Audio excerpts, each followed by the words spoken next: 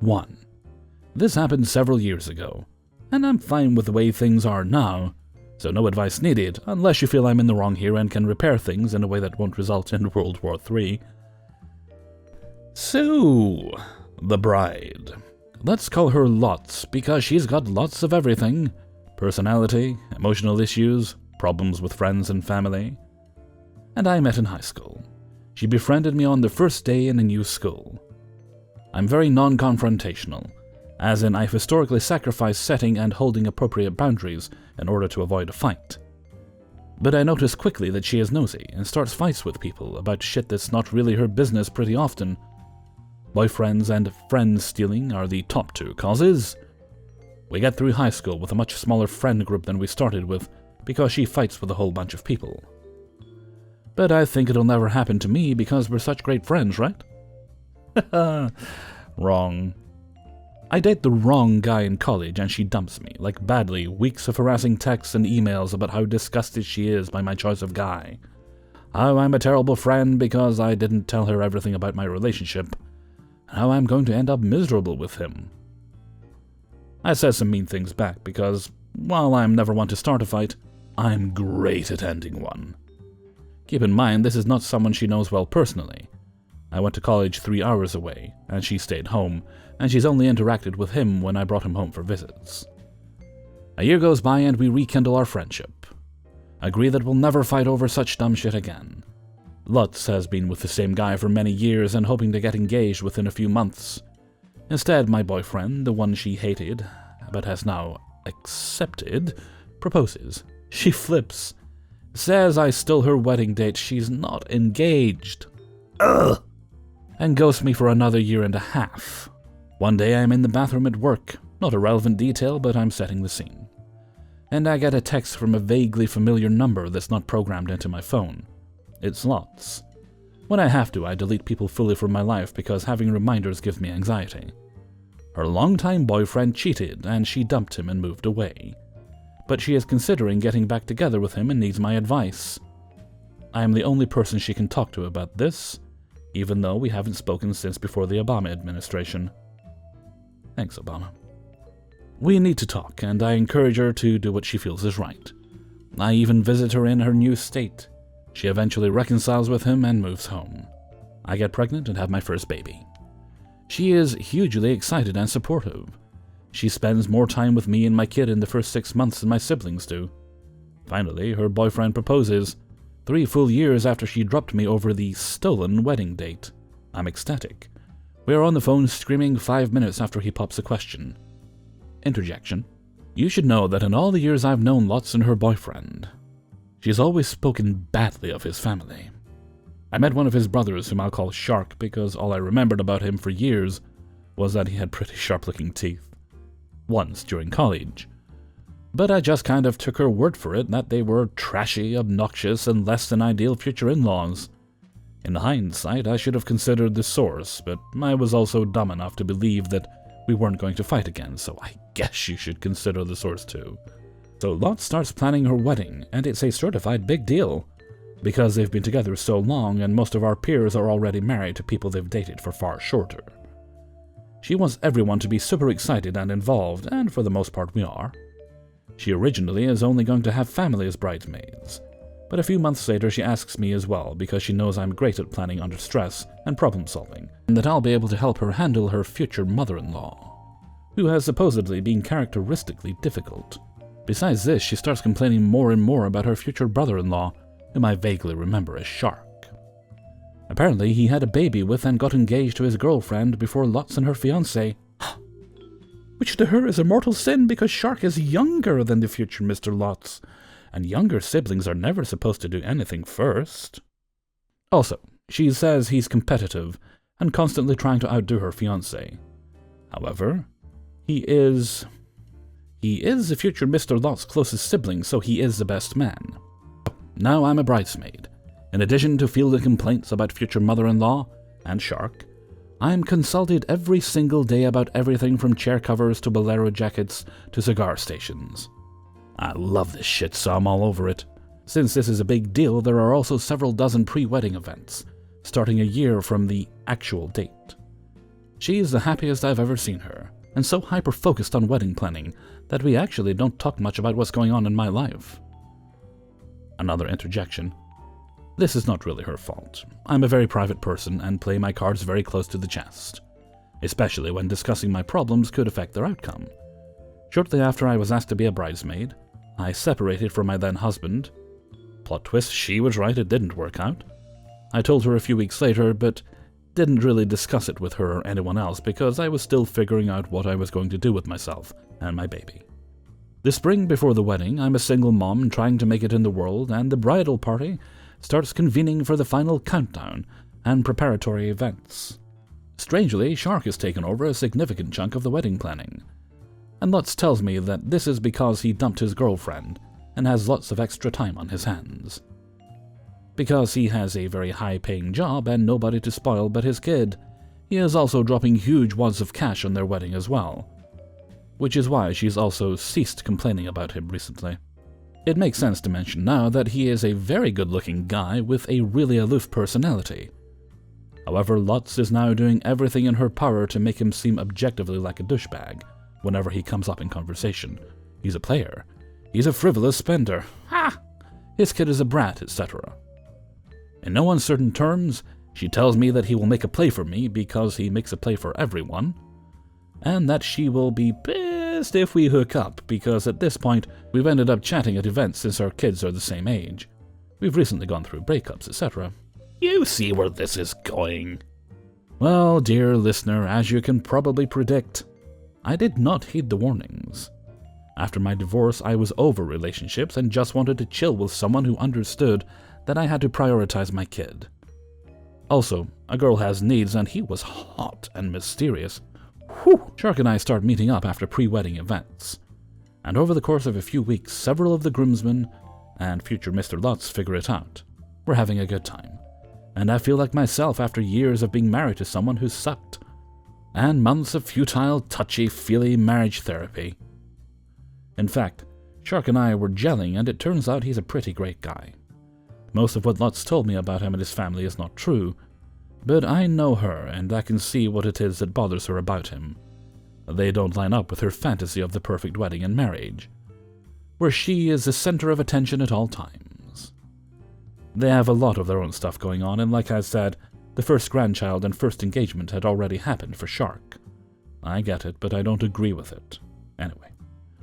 Lutz must have had her suspicions about what was going on, but she is tipsy and having such a great time at her rehearsal dinner that she finally says, "Listen, if you want to hook up with Shark, it's okay with me." Third interjection, yes, I believe her, and yes, I'm allergic to learning from the past. If you remember, Lutz's two friend triggers are boyfriends and friend stealing. We make it through the wedding weekend, because nothing was going to dull the shine of the big deal. But Lutz makes a few comments to me that make it clear she isn't as okay with it as she said. For one thing, she's annoyed that I didn't spend the night before the wedding in the suite with her, because I slept in Shark's room. And for another, she half-heartedly claims that Shark is cheating on me with a friend of hers who lives in another country, which was not at all true. But that's the story for another day. But we're all high on the wedding romance, and Lutz and Mr. Lutz go home married, and Shark and I go home openly dating. Now that the wedding is over, Lutz dials back communications. About a month after the wedding, Shark and I go away for a weekend, and during that time, Lutz breaks into her husband's phone and reads his text conversations with Shark, which show that we've been seeing each other for a while before the wedding, and she flips the fuck out. Cue horrible, harassing emails and texts to both of us, which we're seeing and discussing because we're in a hotel room together. Posts on social media, her calling her friend, his ex, to try to get her to break us up, and her forbidding her husband from speaking to either of us. We lie to her, we shouldn't be together, we'll never be happy together, we're both horrible people, we're trying to upstage her, the works. As in the past, I start out very reticent to get into it with her, and I'm pretty apologetic, but then I just kind of give up because, you know, I'm confrontationed out after my divorce, and also, I'm a fucking adult and I can date whoever I want.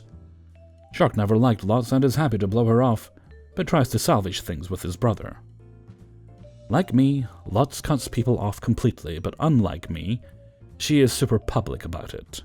I'm blocked on all social media. So when she starts posting the professional wedding pictures, I don't see anything.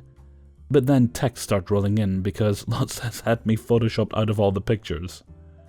Literally, there is a me-shaped hole in every picture, and the video is cropped and cut so I'm not in it.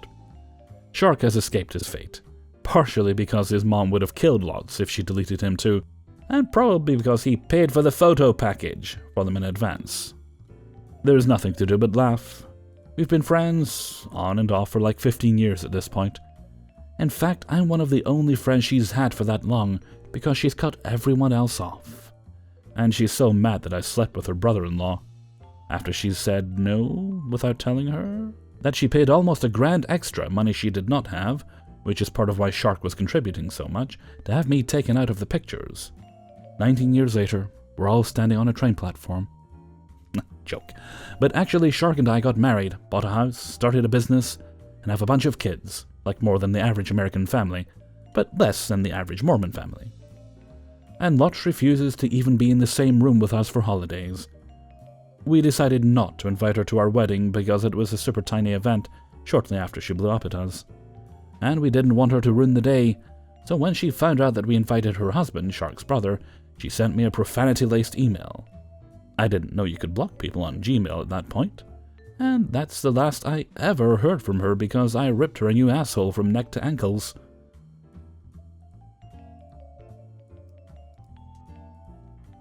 2.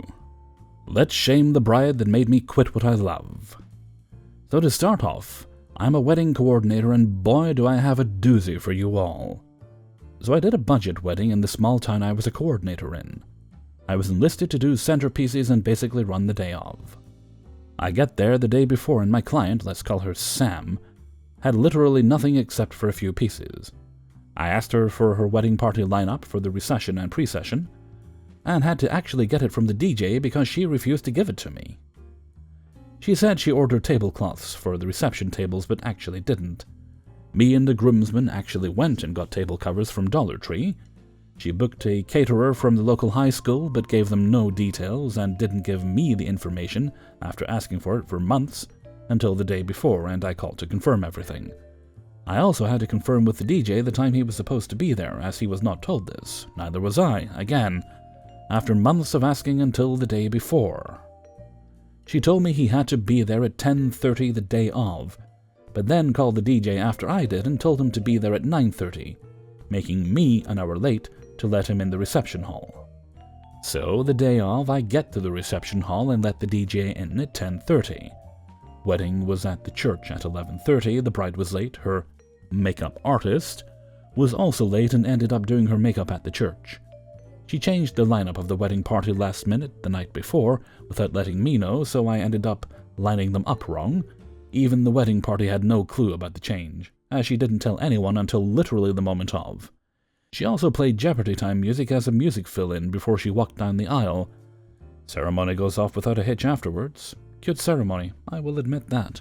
So everyone goes to the reception, and she wants everyone to be introduced as they line up in the outer corridor of the hall. Okay, no problem. So I line them up in the same order as the ceremony, and I've managed to give the DJ the last-minute change so no one would be confused. Everything is going okay for the most part. Food was horrible though, cold and mushy, no biggie. They then run out of punch, and this is the only drink Sam will drink. So I'm enlisted to drive half an hour one way to 2 different stores to get the ingredients for said punch. I get back, and the mother of the bride starts bitching because it took me over an hour to get the stuff. Now mind you, the closest grocery store is a half hour away, and I had to go to 2 different stores. I was also not offered gas money for this, which is fine, but never in my life as a coordinator have I been asked to do this. I get back to the reception, and it's actually wrapping up by the time I get back, so it was literally not even worth the drive. So reception ends, and I clean up and put everything away. And then after about 2 weeks, I get a review on my now deleted wedding page, no longer in the area, about how I owe her for the table cover from Dollar Tree, and that I didn't know what she wanted, and that I had to coordinate with her DJ. Oh, and she forgot to have the pastor sign her marriage license, and she stole my makeup out of my car.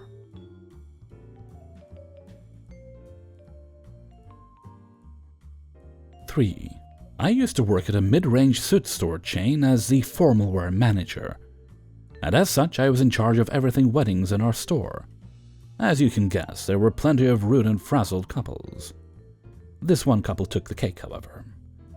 Man equals husband, woman equals wife, GM equals groomsman, me equals me, just for clarity.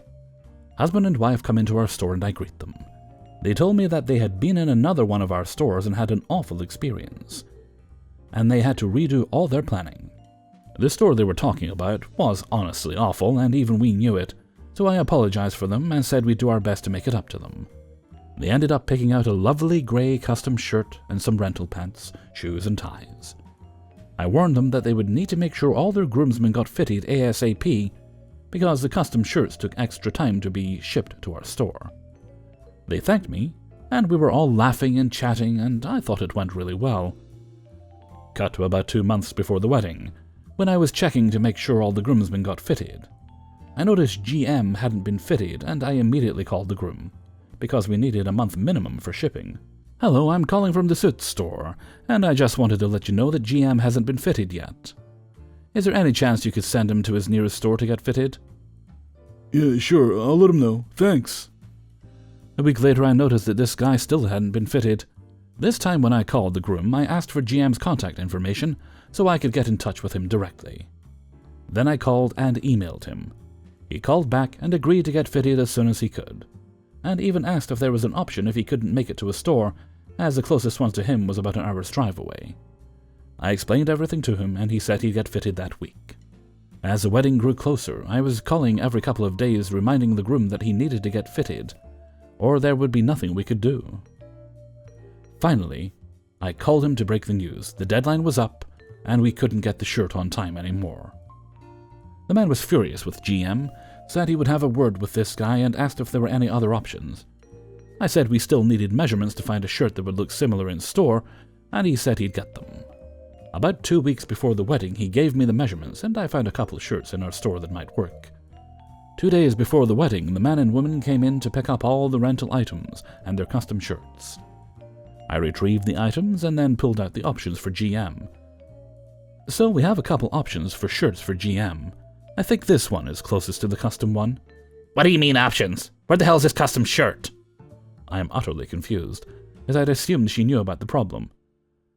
He didn't get fitted on time, and I called. Well, okay, what the...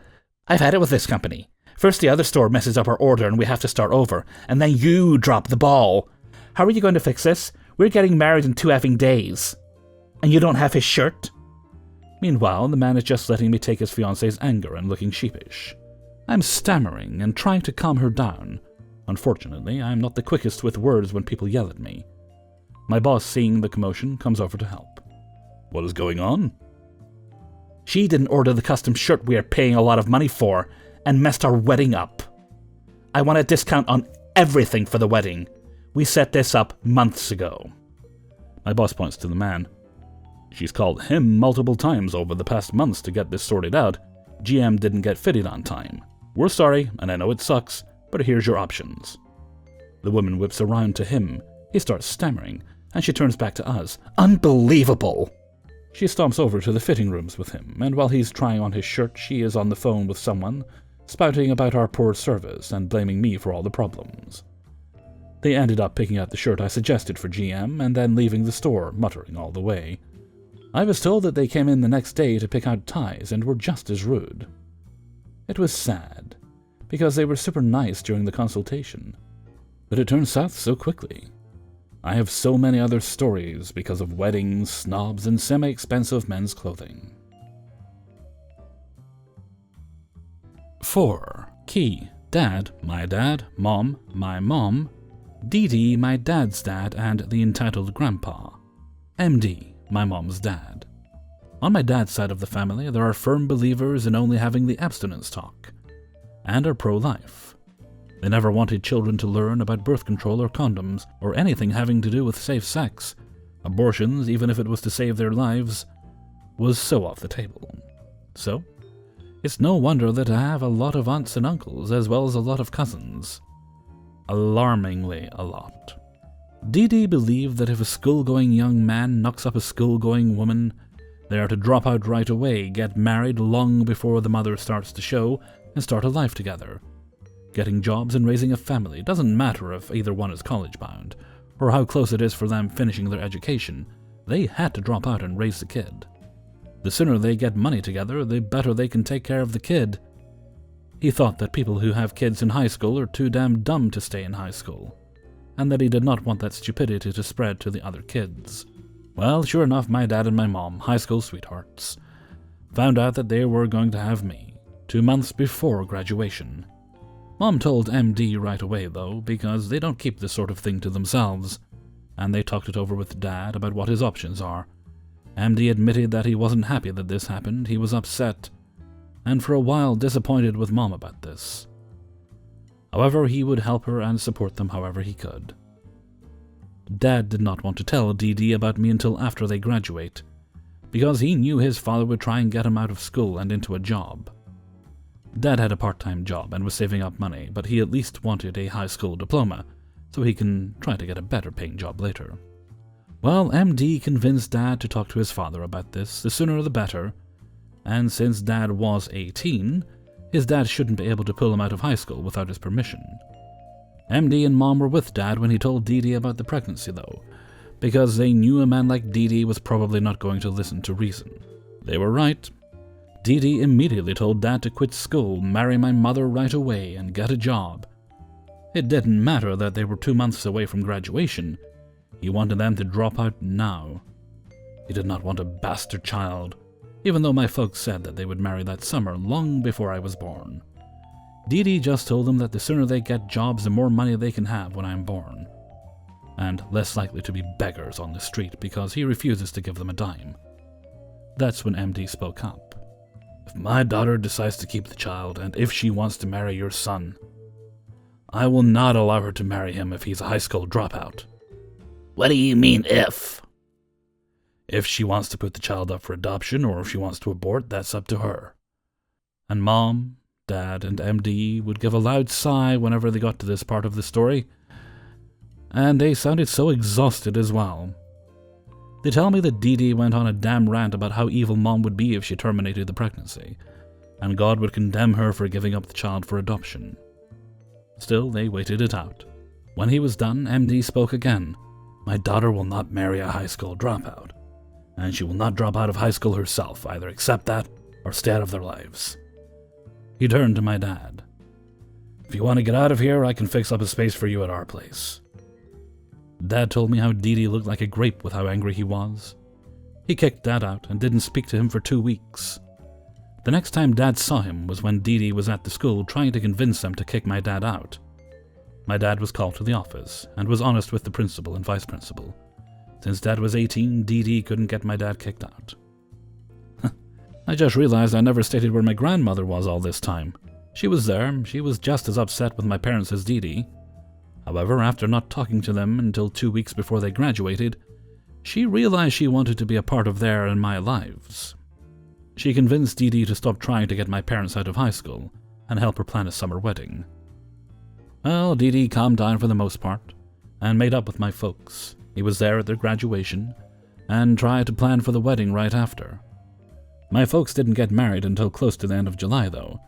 Dee Dee wasn't too happy that it wasn't sooner, but he was glad that they were being responsible with this, or something. Of course, when they both started going to a community college before and after I was born, that started a whole new argument that I wasn't privy to. Reason? MD told me that every other word Dee Dee shot out was angry, a curse word, and a racial slur directed at my dad, believe it or not. However, Dee Dee has mellowed out since then, and he's been a good grandpa to me. Still grumbles about my parents' poor choices every few years, but he's been good to me at least. 5. So Joyce and I were best friends for 10 years. She was the sister I never had, and she came from a really bad home life, so she unofficially joined our family, even spending some Christmases at my mom's with me. We met at my high school job when I was 17, and she was the new hire. We hit it off immediately, and she offered me a Starbucks and immediately declined my offer to pay her back. It sounds silly, but that's how an amazing friendship started. She was never a particularly mature or emotionally intelligent person, but She was always very self-aware, and we definitely used each other as soundboards to keep our worst qualities in check. I've never needed to tiptoe around letting her know when she needed to take a step back before ripping someone a new asshole. And my catchphrase to her was, think about how you're going to look back on this interaction years from now, and don't see anything you'll regret. You don't want to give anyone the satisfaction of you being the bad guy. Make them be the one to feel embarrassed about how they treated you, and realizing you never took the bait. In 10 years, we somehow never really had a disagreement, and maybe that's the reason I never saw what happened coming. Last year, Joyce and her fiancé got pregnant after several months of trying, and everyone was beyond ecstatic. She immediately asked me to be the godmother, and there were no words for how thrilled I was. I did a lot for them through her pregnancy, but they were always so grateful, and I couldn't have been happier to do it. I planned their entire gender reveal, we planned her baby shower together, and the most special, she asked me to be her birth room photographer when little baby R was born. It was hands down the most beautiful experience of my life, and I had never been more proud of someone. She was an absolute tripper, and R was perfect in every way. Right before the birth of R, I had planned a trip from before she was even pregnant, and my return date was just a few days before the due date, which, as I'm sure you all know, made it basically a 50-50 chance I'd be there or not. She was really understanding, and I made it back in time, as you can see. During this trip, however, I got some time and distance and perspective from my life I did not know I needed. I had been in a 2+ year relationship with a wonderful man who had an engagement ring purchased. But the time apart made me realize we really shouldn't get married. He is a great person, and I'd like to think I'm a great person, and I realized the main thing keeping us together was the fact that we were both decent people who cared about one another. That's by far not the worst problem you can have in a relationship, but it also won't fuel 50+ years of a happy marriage. I decided to end things upon my return. During the trip, my mom was dealing with the impending death of her father, and both of us being in terrible places, we got into a stupid but terrible fight where she said some pretty nasty things. So in addition to losing my romantic relationship, I was grappling with the loss of a parental relationship. I was an absolute mess. I was 30 pounds underweight, my ribs were grossly visible. It was a dark time. Joyce also had dark times, as we all do, and during those times we had made a habit of staying with the other person, whether they lived 4 hours away or just down the road. It was our thing. I went to her house just a few days before she gave birth, and pretty much just slept the entire time.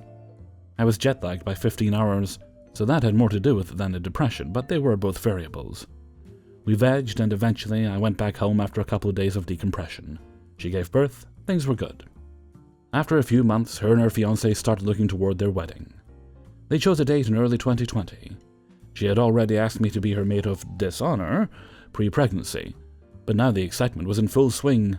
There was something else in full swing too, though, postpartum depression. She was handling it as well as anyone could ask, was not in denial that it was happening, but it was definitely coloring interactions with her and changing how I felt I had to approach her, because things were a lot more volatile. Although I was concerned, and although I had my eye on her and her well-being, she was more or less doing a great job, and the wedding gave her something happy to focus on, which I think was really helpful. She chose a destination wedding in Hawaii, and we got to planning and looking at venues and making spreadsheets. Around this time, my mom sent her a few gifts for the baby after the birth, and she texted me and said she wanted to be respectful of the falling out my mom and I were having, but she also didn't want to be rude and not acknowledge the gifts. She asked if I would mind if she called her, or if she saw her in person. My exact words were, I absolutely don't mind at all. She's my mom. We will fix things. I don't need to ask everyone in my life to nuke their relationship with her. All I ask is that you make it about you two, and don't bring me up at all. And she's sneaky and manipulative, so please, just leave any mentions she may make at, look, I really don't want to get involved, but hopefully you guys patch things up soon.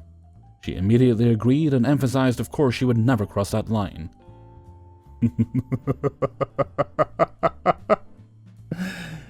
Y'all know where this is going.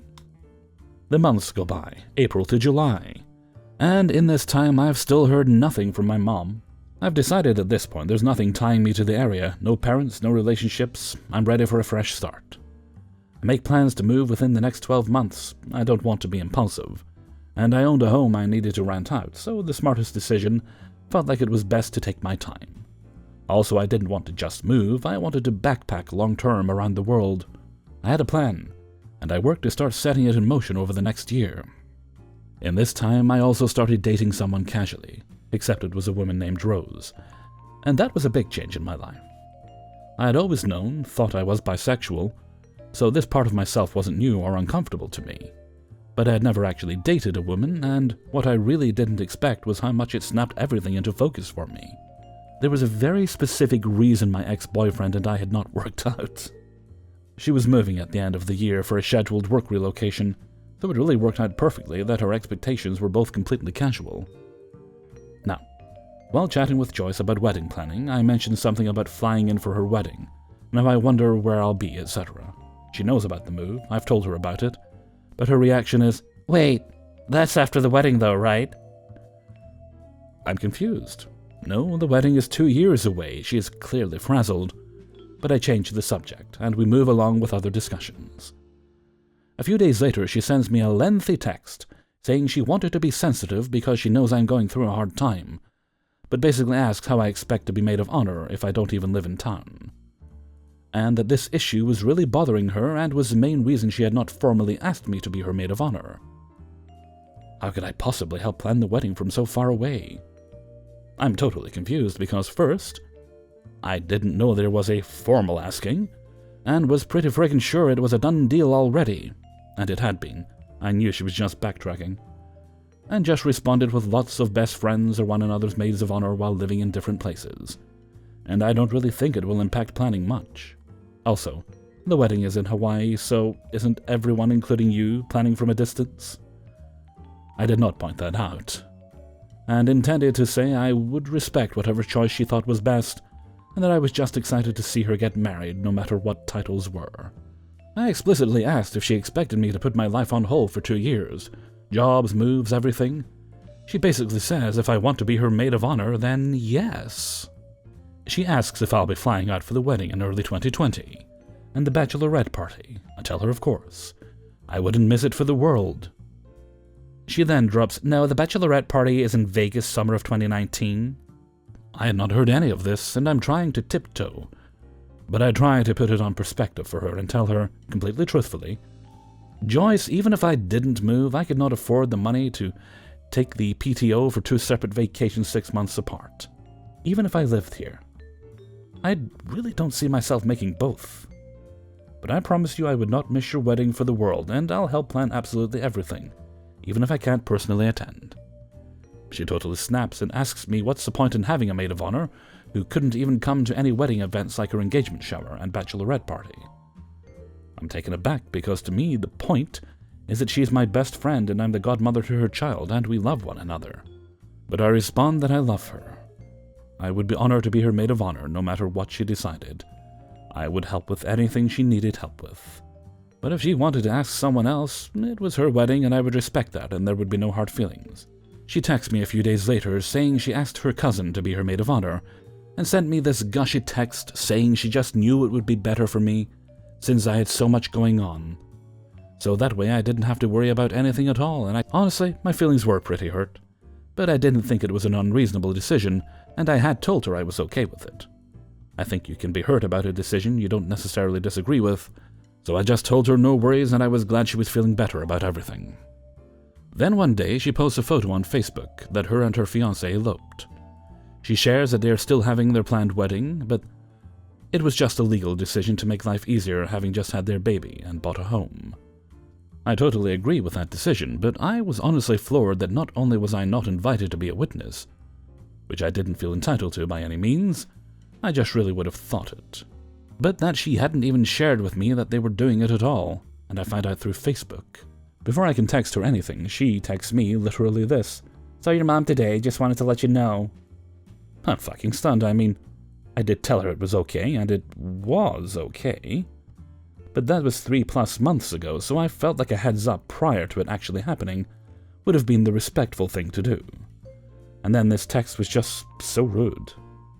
And anyone has their normal texting styles, and this was not hers. It was straight up rude. I took a long while to think about how to respond to that. I wanted to send LOL, sorry to hear it, but I didn't want to seem snarky, and I just felt things had been so tense that I wanted to choose my next words very carefully. I mean, I really wanted to send her what the actual fuck, but that would be going nuclear, which I had no desire to do. The conversation goes, "Oh, that's interesting. Why is that?" "Oh, that was just a generic response, LOL. I almost texted, sorry to hear it, but didn't want to be mean, no worries, hope you guys had fun." "Well, I figured it wasn't a big deal." "It's not, thank you for texting me." "Yep." 5 minutes later, this is literally a copy-paste. "Hey, can you do me a huge favor? When my old best friend comes back down to Earth, the one that I've known, trusted, and respected for the last decade, give her a memo that I'd love to catch up with her. Thanks." Dude, I don't want to fight, but that could not have been more unnecessary. I end up just calling her because I can see texting is going to make things worse. She's much softer on the phone, and I found out she invited my mom to celebrate her elopement. Which, this is just twisting so many different knives in so many different wounds, and I'm trying so hard to keep it together and not say anything I'll ultimately regret. She then starts telling me I need to call my mom.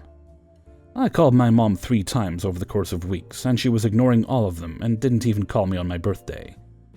I was not really up for further rejection from my own parent, and explaining how sad the situation was making my mom, and if I had just been there to see her, how I would understand how broken she was by the whole situation.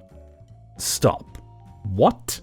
Why would I have been discussed in any capacity? That was my one request and condition for her seeing my mom. I immediately stop and ask her this. "Well, she just wanted to know how you were doing, and then she can call me, Joyce. She can fucking call me. She thinks you don't want to talk to her." Joyce, listen. I don't need to explain my relationship with my mom to you. That is literally bull. She played you like I said she would. She knows I've called. I know she knows because I know who told her I was calling and asked her if she would consider calling me on my birthday. She said she would, and then she didn't. It's been over a month. She's not calling. Dude, you weren't there. She was so sad. She is fucking sad, dude. She's sad she can't have her cake and eat it too. She's sad after treating me so terribly I'm not groveling for her attention. She's sad she's a dysfunctional person who has relationship issues with every human in her life, including both her kids. I know she's sad, Joyce, but she needs to figure her shit out. And you need to stay out of mine. She keeps protesting when I have a horrible realization. You did not tell her about Rose, did you? Cue a long, long silence. "Well, I didn't know it was a secret." I finally lost it. Absolutely lost it. It's not a secret. Any person I'm close with, I'm close with. My dad knows about Rose. My co-workers know about Rose. People who care about me and are an actual part of my life know about Rose. My mom is not one of those people. And I so explicitly told her not to mention me at all if she saw my mom. First I'm screaming at her, then I'm crying. I mean, this is on top of me being at literally the lowest point of my life. I've never felt more betrayed and violated and isolated. And just lower than the dirt. She immediately realizes how badly she messed up and starts to try backtracking. And I just tell her I can't handle her right now and I had to go. I sat on my garage floor crying for hours. Now I will tell you, everyone who knows her and me agreed beyond that all shadow of a doubt that while she didn't stop to consider exactly how badly she was crossing lines when she pulled the stunt with my mom, and while I don't believe she meant to be as deeply malicious as she actually was, she did do what she did because she had an axe to grind with me over the wedding stuff. It wasn't an accident. I know on some level she wanted to fuck my shit up. She just regretted it immediately and tried to convince herself it was unintentional. We had plans for her to come over that afternoon, and I texted her I needed some space, and I'm not up for talking or seeing anyone. A few days later, she says she needs space too, so she's going to unfriend me on all social media. Who does that? Who handles friendships by doing that? I think it was because her picture-perfect social media life is more real to her than her stressful life that included PPD and coming to terms with how badly she wronged her best friend, but whatever, I'm just speculating. I say, sure, I don't care about Instagram. A few weeks later, she messages me and said I'd been on her mind recently and she wanted to see if we could make good. And I sent her a lengthy message saying our friendship was never not good to me, but her actions were so out of line and unacceptable that I never got an explanation or a real apology aside from her yelling, "I'm sorry, I'm sorry, I'm sorry, I'm sorry." That day, as I told her I needed to get the hell off the phone while hyperventilating, she sends me back a scathing message she says she wrote that day, and it's clear that she had, And it says all kinds of super messed up things about what a horrible friend I had been. Horrible maid of honor, one of the wrongs she cited, was the weekend I stayed with her immediately after the breakup. And how, you just slept the whole time and barely even talked to me. And just all kinds of crap grasping at straws. I don't even remember what I replied with, but that was it. She told me I had some of her clothes and to put them in the mail and blocked me on everything. Well, my not-girlfriend Rose and I got too serious to stay casual, and I decided that instead of backpacking aimlessly, I would relocate with her, and that's what I did. I had some shoes of Joyce's I didn't want to mail because it would have been too expensive, so I put them in a bag and dropped them at her husband's parents' business. I just want to be clear, they own the business, and I would never have dropped personal items off it like a corporate office or something. This is 5+ months after our fight, so I attach a letter that is a lot more distance from the initial heat. I thanked her for all the years of friendship, and said that while I was sorry things ended how they did, when I looked back on our time together, I would only feel grateful for the good times. I told her that I would always have a place in my heart for her little family, and I was proud of how far she'd come in all our years of knowing one another, and I knew she would be an awesome mom. I explained why I hadn't physically mailed her the belongings, but it was important to me that they were returned. I ended it by letting her know I had moved as planned, so if she had anything of mine, not to worry about it, keep it, donate it, or throw it away. Just don't drop it off at my old house, because I'm not there. I wished her well, and that was the end of that. Or so I thought. That night I get a Venmo from her, because it was the only thing she hadn't blocked me on. She sent me $6 and says, 10 years ago I bought a coffee that started a beautiful friendship. Here's another $6 to buy another because it's the last shit you'll ever see from me. Fuck you for dropping shit off at my in-laws, and good riddance to wherever the fuck it is you went. A few minutes later I get another 99 cents and it says, stay away from my family. I literally can never tell that part of the story without laughing. Honestly, I'm laughing right now. So there's my story about the worst bridezilla I have ever personally encountered. To this day, if anything comes up that reminds me of Joyce, Rose quietly says, maybe you could send that to her and get a few more dollars.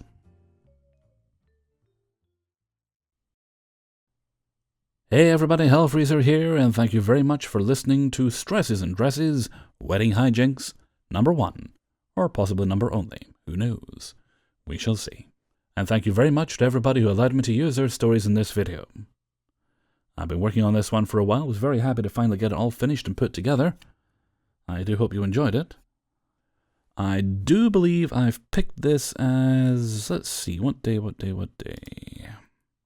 I believe I've picked this as Sunday.